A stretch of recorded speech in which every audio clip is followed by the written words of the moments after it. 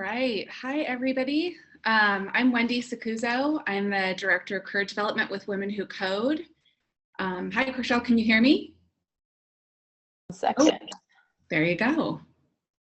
Uh-oh, sorry. Okay. No. Hi. Technical difficulties? Yes. Okay. Hi, everybody. I'm Wendy Sakuzo. I'm Director of Career Development with Women Who Code, and my day job, I'm Director of Career Services at Hackbright Academy, where the lovely Chriselle is a graduate of. Special thanks to Chriselle for joining me tonight to talk about her career transition into coding. So thanks, Chriselle. You want to give a wave out to everybody? Yeah. Hi, everyone. Thank you, Wendy, for the awesome introduction. And thank you again for inviting me to be a part of this. I'm super excited to be here. And thank you to everyone out there who is listening in. Awesome. Okay, cool. Chriselle, would you mind going to the next slide? Sure. So for those of you who haven't been to a webinar hosted by Women Who Code in conjunction with Hackbright Academy, thanks to Hackbright Academy for providing Zoom for us to use this webinar this evening. For those of you who are interested in transitioning into a career in coding, I wanted to share some upcoming events with you where you can learn more about Hackbright. On April 11th, that's a Tuesday evening, you can join us at Hackbright Academy at 683 Sutter in San Francisco to learn more about our full-time engineering fellowship and also our part-time Hackbright prep course, which is a great foray into the fellowship. My team member, Ronki Adaramu, will be speaking on behalf of Career Services, and you'll get to learn a lot about the program. If you can't make that, feel free to stop by for Thursday the 13th. We'll be doing a coffee chat with the Hackbright admissions team so you can see the space and get to know what we're about. So that's enough about Hackbright. I'm going to go ahead and turn off my video and transition this over to Chriselle. For those of you who haven't used Zoom before, I'll be monitoring the chats and also Q&A. So if you look down in the bottom navigation bar of your screen, you'll see there's participants, Q&A, polling, and chat. I think you probably see Q&A and chat. So if you can go ahead and just chat your questions in as Chriselle goes through, I'll be sure to monitor those. And we'll take some breaks for questions throughout the presentation and also at the end. Great. Cool. Hit it, Chriselle. All right, here we go. So again, thank you so much to all who are out there and listening. First thing I want to start out to do is to sort of go over the main objectives that I've set out for this talk, and then the overall agenda that I have planned for today. So when I thought about creating this talk, I thought about three main objectives. The first one is I wanted to walk everyone through my experience making a career change. The second is I wanted to offer strategies on how you can approach your own career change if that's something that you're interested in doing, and then also leave you with some resources to help you along the way. And so I sort of have structured this talk into three parts, sort of weaving all those objectives in throughout the entire talk. The first part, I'll talk about my background and how I decided to change my career. The second, I'll talk about how I prepared to change careers and some strategies that I used. And then the third part is I'll talk about my role at Dropbox and how I got here. I'll first start out with part one, which is my background. A picture that you see here is of one of my classrooms. So I did used to be a high school math and Spanish teacher. Born in San Diego, I came from a family of educators. You can see my parents here on the right-hand side of your screen. My mom was a math teacher. My dad works on curriculum and development for the Navy. And so I sort of grew up with this idea that I would go on to become a teacher. And so that's exactly what I did. I went to school in San Diego at the University of San Diego. And since I had sort of grown up with this idea of, I want to be a teacher when I grow up, as soon as I got into university, I sort of had my head down and really focused on executing on that goal. And so I decided to study mathematics and Spanish, and I also went on to get a teaching credential. And I say that I sort of kept my head down the entire time because I think that's important so that you understand why I ended up at this point where I had to really reflect upon my career choice, and which ultimately led to me making a change. So, and I'll get into that a little bit later as well. at the University of San Diego, one thing I had the opportunity to do was go on and complete a master's degree. So I went ahead and did that. Again, sort of head down, really focus on this goal of being a teacher, not really stopping to ask myself like, hey, is this something you really want to be doing? I just sort of went head deep into trying to achieve this goal of mine that I had since I was a child. And so ultimately I spent about 6 years as a high school teacher. And about 2 years in, I would say, I started to feel a bit uneasy about the role. And that's about the time that other teachers will say like, oh, it takes about 2 years for you to really get into the swing of things and really get the hang of it. And around that time, I started to feel uneasy, like, okay, like I've gotten into the swing of things, but I still don't feel like this is absolutely right for me. And so that sort of leads me to this first strategy that I have for all of my listeners, which is to really pay attention to your behavior. So at this time, like I said, about 2 or 3 years into my teaching career, I started to be very unhappy. I felt really overworked. And so my solution was to just take on more work. And so I took on more activities. I started coaching. I started doing side projects because part of my job left me unfulfilled. So I figured, okay, well, I'll just supplement, sort of that part with some side projects. And so some of the things I was doing, I started doing event planning. I was doing some cake decorating. I was doing graphic design. And so doing all of this, doing the coaching, teaching my classes ultimately left me exhausted. And so this kind of sounds like it's sort of a hard place, but I think it's a really good place to reach in the journey, because it really forces you to confront the fact that we have a problem, right? And so this is exactly what happened to me. I hit this point of exhaustion, and so I was really forced to ask myself those hard questions like, okay, what am I going to do to get myself out of this place that I have made myself into, and being in this place really affected my ability to be happy in my personal life. It was affecting my work. And so that's when I really started to ask myself the big question as to like, do I want to make a big change? And so that brings me to strategy number 2, which is, start to open your mind to the possibilities. So if there are listeners out there who, may have hit that point of exhaustion or are like, okay, I need to do something, this is when you want to start opening your mind up to making a career change. And so that's exactly what I did. The first step to do that is to start having a conversation about it. I just started talking to people. I think this is important because one of the things that was sort of halting me from making a career change is that I grew up around a lot of people that were in their careers for 30, 40 years. And so there was a lot of low risk in the role models in my life. And so making a career change was something that I really hadn't spoken to a lot of people about. It was kind of unheard of in my community. And so I started to have a conversation with some of my friends, some of my peers, some of my role models like in university and things like that. And some of my colleagues to really see if that would be a good choice for me. And so I sort of got online, I started doing some initial research, and I started looking for resources to see if are there resources to help people make a career change. And I ultimately landed on the first resource that I'm excited to share with you, which is Justif Lu's website. So I stumbled upon Justif because he had a TED Talk where he talks about his own career change and sort of this business that he's created out of what he has learned, doing multiple career changes actually. And he has an amazing website and podcast where he shares lots of amazing resources for people out there who are looking to make a change. And so when I stumbled upon this, I was like, oh my gosh, he's speaking right to me. He really described all of the things that I was feeling. And so I started to really get comfortable with this idea of making a career change. And so one of the resources, if you go to his website and download some of the free resources, you'll get his roadmap to launching a new career. And I took this image from that roadmap. And as you can see, it sort of goes through all of the stages of from starting your career to hitting that exhaustion point that I talked about to ultimately relaunching your career.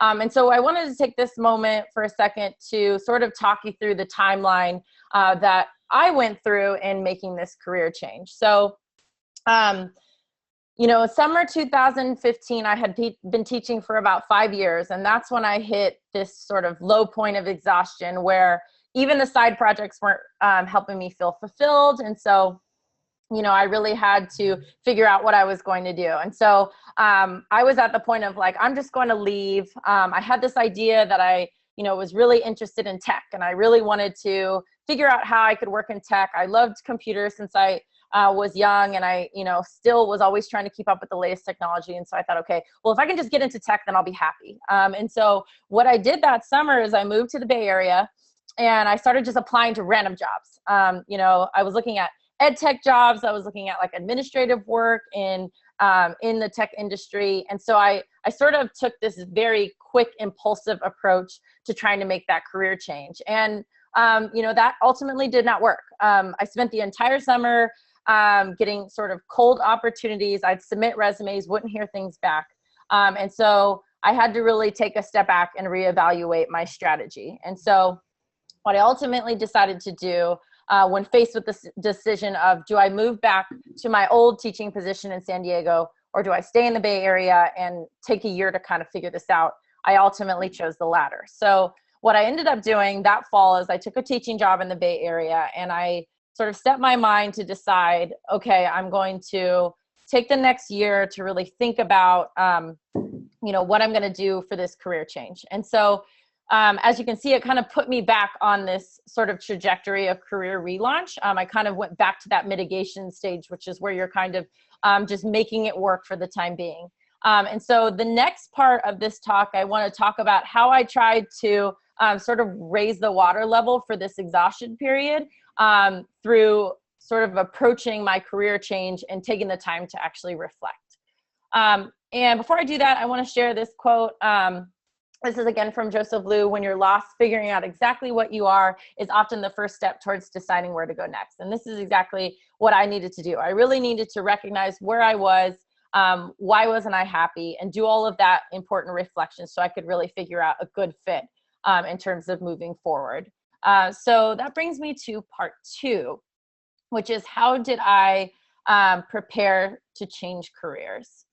And I didn't know this at the time. And if you read the blog post that was linked in this event, I talk a little bit about this in there.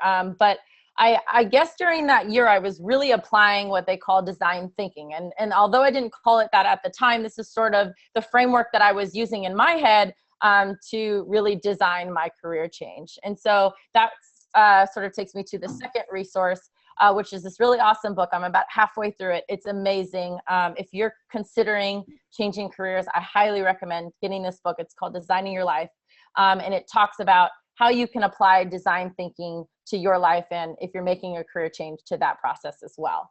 And so I'll talk a little bit about what design thinking is and what that looked like in my career change. So the first part of design thinking is to really identify the problem. So this technique is used throughout any type of design where you're designing a product, and you have to start with the initial problem.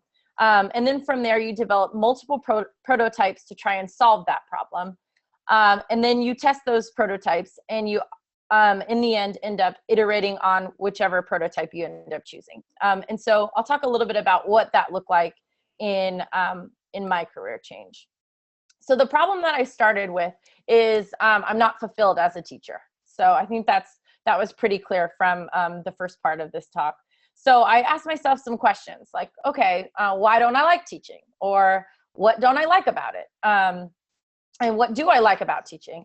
What do my side projects provide that teaching doesn't? You know, thinking about like what engages me in those side projects that I was missing in my teaching career, and what makes me feel fulfilled. And so asking all of these questions, I sort of thought, I tried to go really, really deep into like what was the consistent message between all these things that was really making me excited. And so one of the strategies actually in the book, and although I didn't do this at the time, this is sort of like kind of how I was thinking of it. But one of the strategies that the book offers is doing a mind map. And so I sort of went back when I was preparing this presentation and created a mind map to sort of show you what I was thinking about and how it all kind of ties into this idea of design thinking.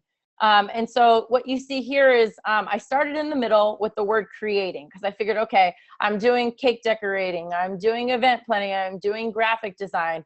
Part of my teaching job that I really loved was I really liked creating the curriculum. It's just I didn't really like all the other things that came with teaching, like politics and other things. So I started with this idea of creating, because that seemed to be at the root of all the things that I really enjoyed, and took about 3 to 5 minutes and created this mind map. And the things related to design that really stuck out to me are the things that are sort of circled. And that is design, problem solving, having an end product, making an impact, and being able to apply creativity. And so once I had this idea, I could sort of reframe the original problem statement that I had, which is I need to find a career where I use both design and problem solving to complete impactful projects. And so that's sort of how I defined the new problem and the reframe of the original problem, so that I could start thinking about which careers actually applied to that statement. And so we were brought to sort of step 2 of design thinking. After you reframe that problem statement, you start creating your prototypes. And so as I talked about in that blog post, some things I thought about was computer animation. I thought about going into curriculum design by working for an ed tech firm or a curriculum firm. I looked into doing teacher training, because I thought, okay, if I can design a teacher training and present it to different teachers via a PhD program, I might like that. And then I also thought about tech. And so the important thing with this process of design thinking is not only do you define your prototypes, but you take a lot of time testing them out. And so that's exactly what I did. One of the things I did is I took an animation course. I said, okay, before I actually commit to, going back to school full time for animation, let me take one class and see if I like it. I researched some PhD programs. I started reading a lot of blogs, lots of books about things that really interest me, to see how engaged I was with this new material, and really test out if it's something that I could see myself doing long term. In addition, I had a lot of conversations, and I think this part is really important, that you start talking to people who are in the roles that you think that you might like. And so I talked to PhD students, I talked to professors, I talked to tech employees, so I talked to engineers, I talked to people in product, I talked to people on like sort of the people or administrative side of things in tech. I also talked to folks who worked in ed tech companies as well, because that was still super interesting to me coming from an education background. I talked to family and friends. What do they think that I would like doing? And then ultimately, once I started talking to lots of engineers, and they said, you might really like creating projects, using code. And they sort of started to put that in my, sort of put this idea of being an engineer in my head. And I heard about Hackbride Academy, and they had an open house. And I went to the open house, and one thing that happened is at this particular event, they had a panel of individuals. They were all alumni, and one of them also was a teacher. And so when she started talking, I really sort of heard myself in what she was saying. She was sort of saying all these things that I had defined for myself. She said, well, I wasn't really feeling challenged in my teaching career. I really wanted to be able to own my own projects. I wanted to be able to be creative and solve problems. And so it sort of jumped out at me, and I sort of heard her talking to me. And that's when I sort of started to commit to this particular prototype and really focus on becoming an engineer. And so I started doing some online coding classes, kept trying it out, kept loving it. And so that's sort of how I ultimately decided to pursue that route. And so that sort of leads me to my 4th strategy, which is to pay attention to what speaks to you. And so what I mean by that is when you're talking to people, when you're reading stuff online, when you're doing all of this sort of prototype testing, you want to really pay attention to what grabs your attention in a conversation, or what allows you to get into a place of flow where you don't even notice that time has gone by because you've been coding for an hour, or you've been doing whichever activity for an hour, or however much time. And within any of these activities, do you feel like someone or something is really speaking to you, like that experience that I had at the Hackbright open house? And so when these things happen, you really have to pay attention to them. You have to dive deeper into them. And so I think this is important because it's really easy to say, well, I had 4 different jobs on my list and I picked the 3rd one. But I really want to emphasize this idea of actually diving deep and doing the work to figure out if it's the right choice for you, instead of just picking one on the list. And you can do that by really paying attention to things that engage you, things that really get you into a flow state. And so again, I highly recommend anyone who's out there considering a career change that you check out this book, Designing Your Life. This is one of the most memorable quotes that I saw from the book, which is, when you think like a designer, when you're willing to ask the questions, when you realize that life is always about designing something that never existed before, then your life can sparkle in a way that you could never have imagined. And this really sticks out to me because I think it's important to realize that there's not one particular path that is perfect for you. There are multiple different paths, and it's all about the one that you choose for yourself, and you have the ability to design that. And so really opening your mind into doing and designing a career that's best for you, I think, is really key, in one of the concepts that they emphasize in the book. Before I go on to part 3, I want to stop and see, do we have any questions? It's been pretty quiet, Chriselle. You have us as a very captive audience, right? Oh, okay. Okay. We're into it. Okay, great. So I'll keep going, and then we'll sort of open it up for questions at the end, if that sounds good. Yep. Okay, cool. So moving on for part 3, I wanted to talk about my role at Dropbox, talk about what that looks like, and talk a little bit about how I ended up at Dropbox. So for those of you who sort of read the bio, I am now a site reliability engineer at Dropbox. And if you're curious as to what a site reliability engineer is, it's basically, in a nutshell, someone who does software engineering and system operations. And so I recently wrote this blog post here, which is the 3rd resource that I wanted to share, which goes a little bit deeper into what that looks like, as well as some questions that you can ask yourself as to, is this a route that I would want to pursue?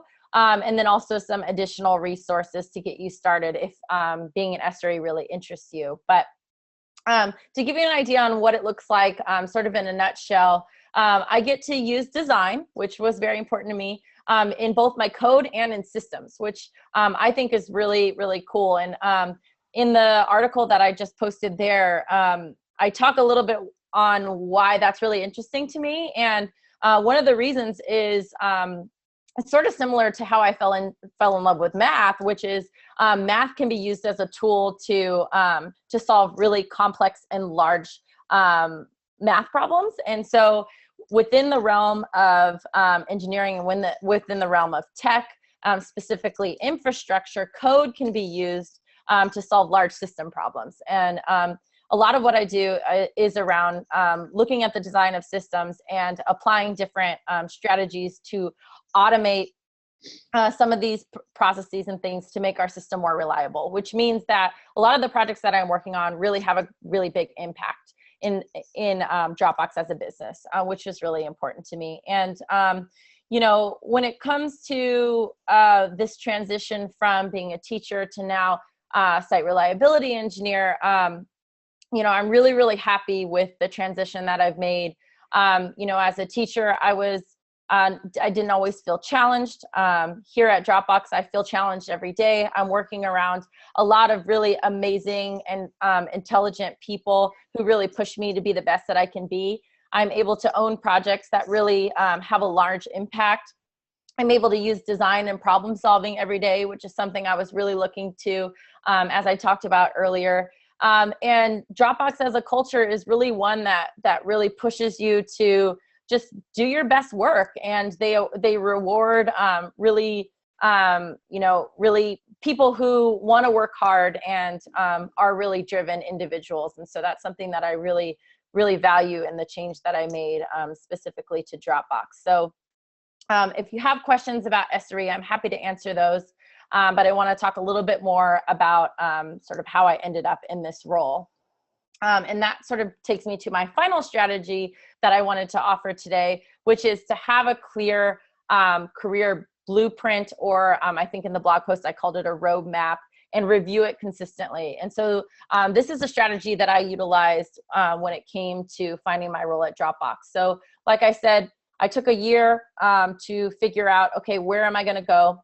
Did all of my research, tested all my prototypes, landed at software engineering, committed to going to Hackbright, went through Hackbright, and then I had to really decide, okay, where am I going to go now? Okay, what types of companies am I looking for? What type of work do I want to be doing? What size of companies am I looking for? What type of different things does the company offer that's important to me, like mentorship, what size company, and things like that. And so in this article here, which is the last resource that I offer today, I speak about some of the very specific frameworks that I utilize in creating this larger blueprint.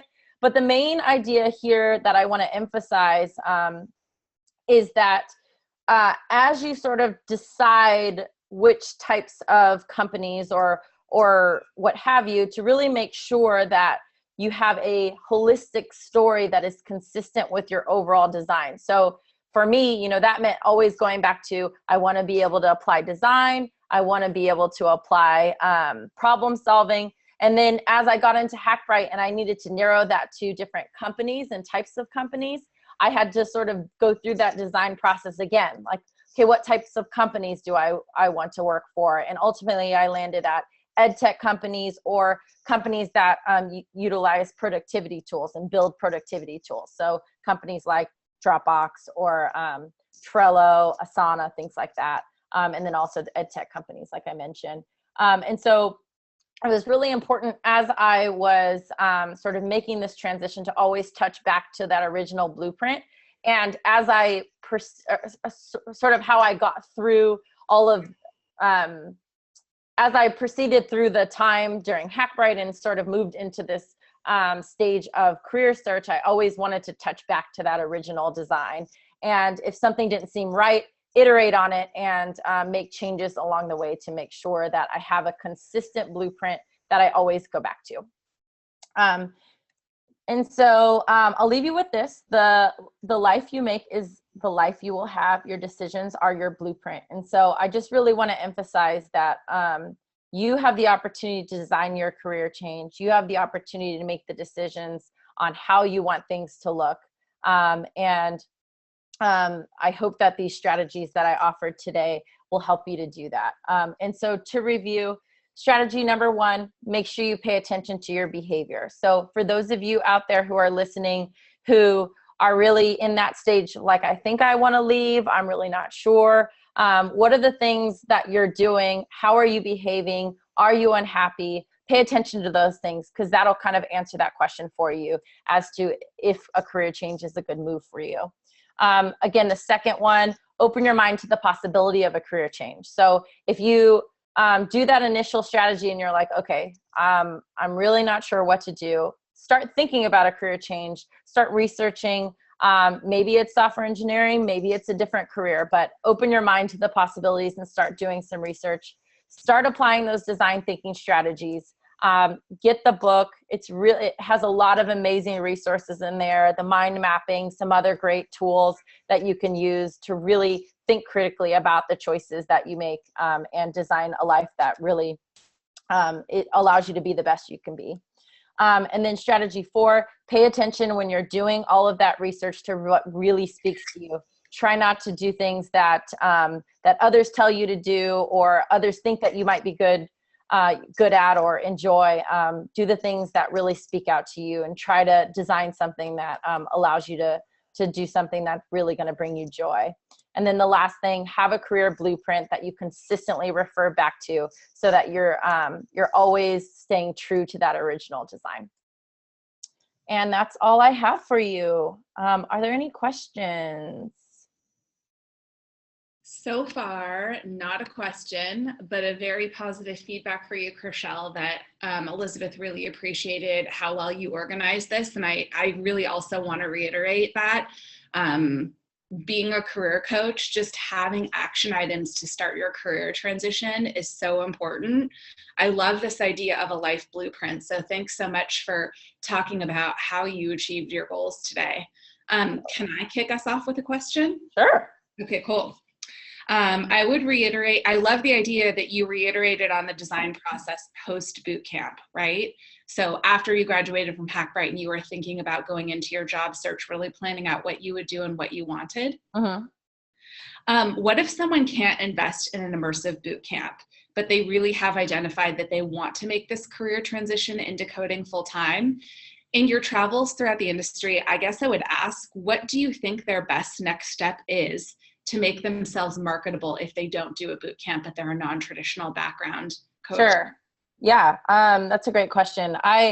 In my experience at Dropbox, I've met a lot of engineers who are self-taught, and they don't have a CS background. They didn't attend a coding boot camp like I did.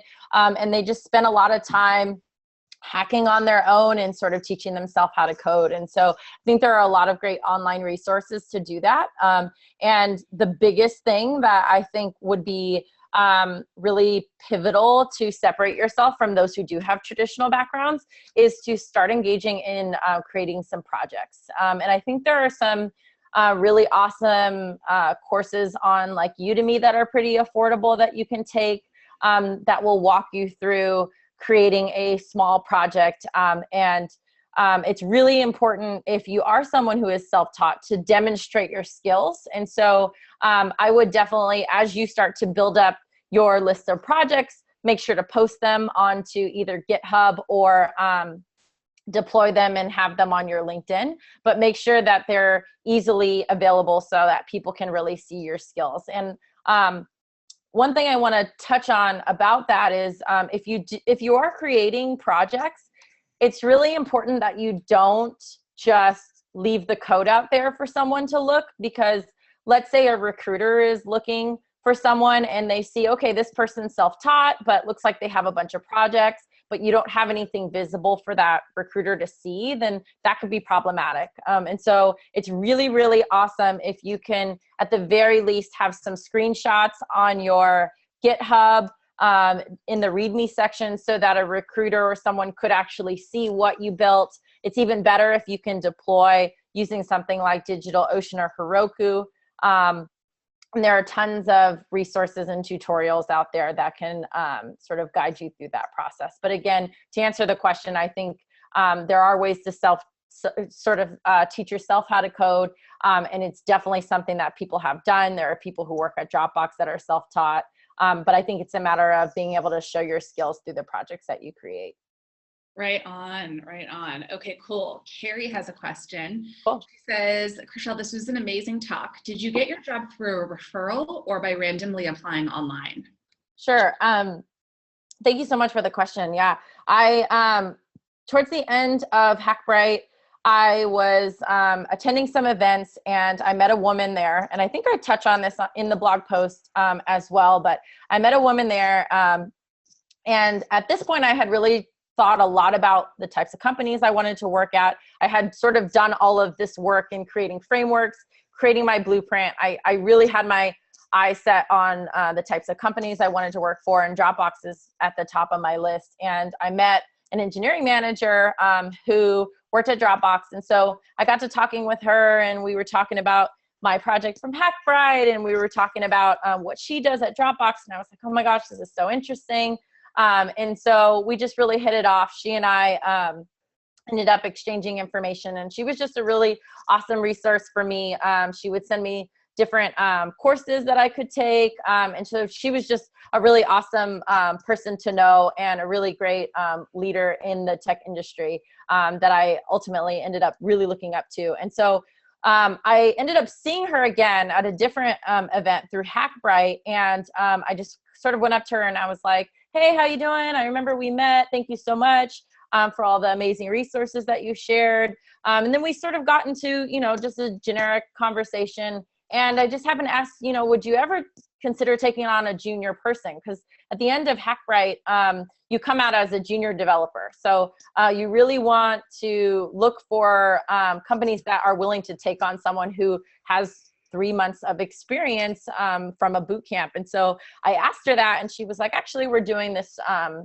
We're about to launch this program where we want to take in some boot camp grads, and we're looking at this particular school. And so I went home and I thought, man, I really, really want to work for her. I mean, I was like so blown away she had just spoken on a panel, and I was so blown away by her responses. And I was like, it would be amazing to be able to learn from her, her being a woman in tech, but also just an amazing leader. And so I ended up reaching out to her over email, and I told her just that. I said, I'll do whatever I can to work for someone like you. I think you're amazing. I'm really inspired by you.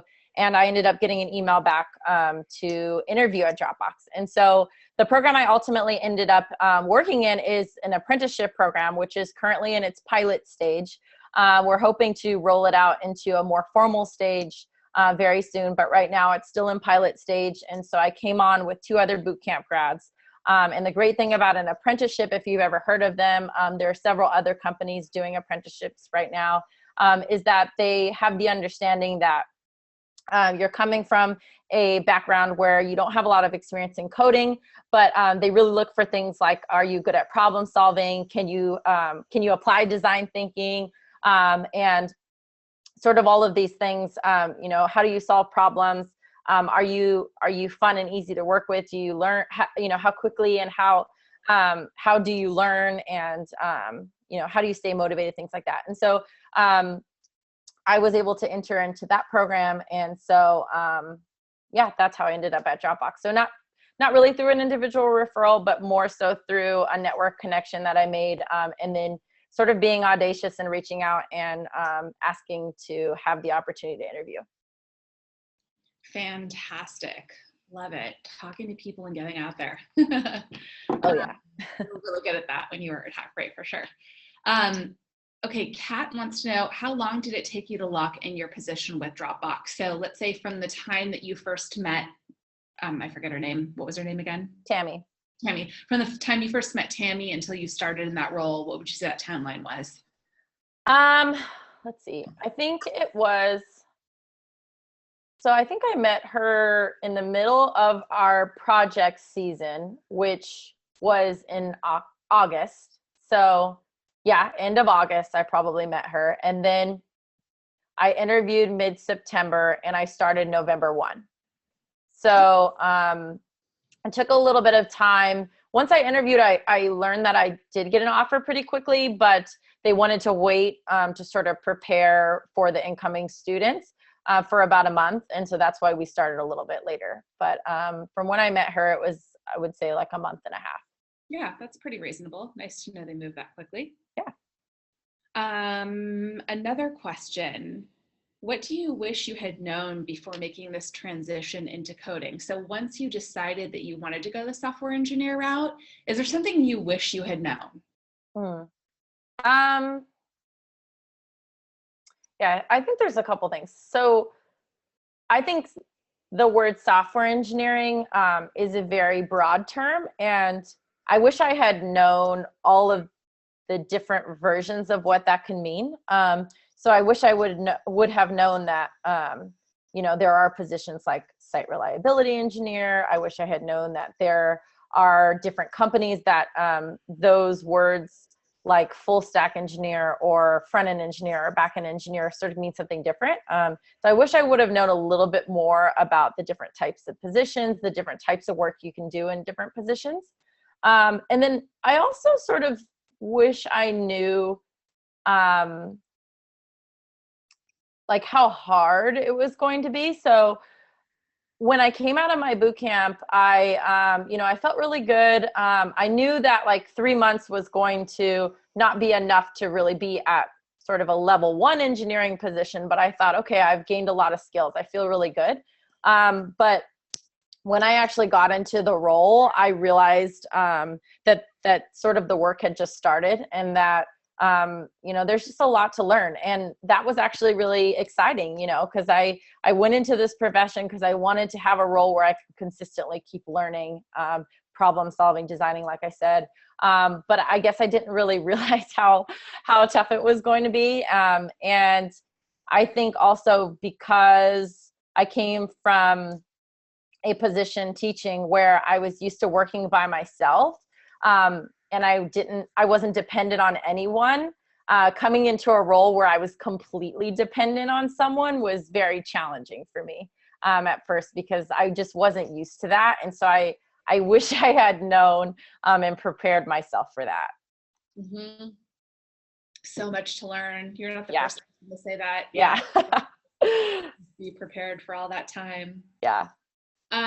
Okay, let's see. Chris says, thanks so much for this talk. I'm learning so much. How was the interview process and format with Dropbox? Sure.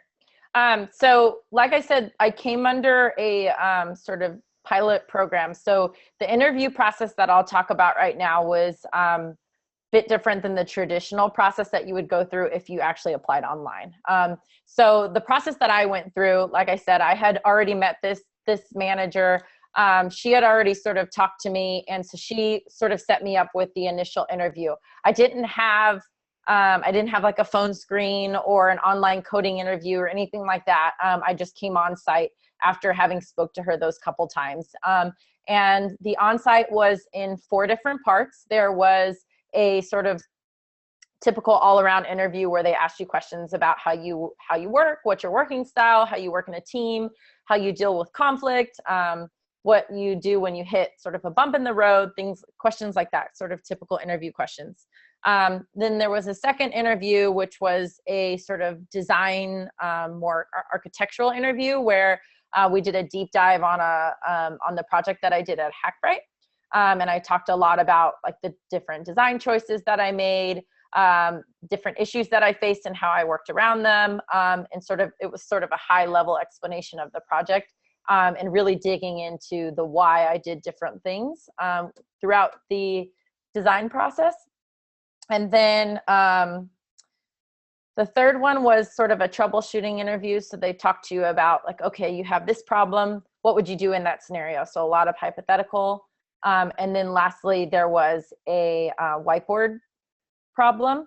And that one was a sort of programming problem, kind of algorithm type problem, where you get up on the whiteboard and you sort of explain your thinking. And then there was also a take home portion. And so, like I said, that was very specific to the apprenticeship pilot program. But typically if you apply online, what will happen is you'll get a coding challenge. And if you pass that, you move on to phone screen. And I believe with the phone screen, they might do an online sort of CoderPad interview. And then if you pass that, you go on to onsite, where you'll have several different interviews, sort of like the ones that I talked about, but they'll be a little bit more robust. All right. Great. I think you've covered all the questions. Any more out there in viewerland? Jen, I see you have your hand raised. Unfortunately, there isn't a way for us to pass the baton to you to speak. So if you wouldn't mind typing in your question, we can address it. But we may have already answered it. So it looks like oh, here we go, one more. I have your background and your blueprint, which led me to also conclude designing productivity apps or in ed tech. However, my learning curve is steeper than most because I have ADHD and dyslexia. Oh, I think we missed a little bit of detail. What's your job? Let's see if she writes a little bit more detail in here. Okay.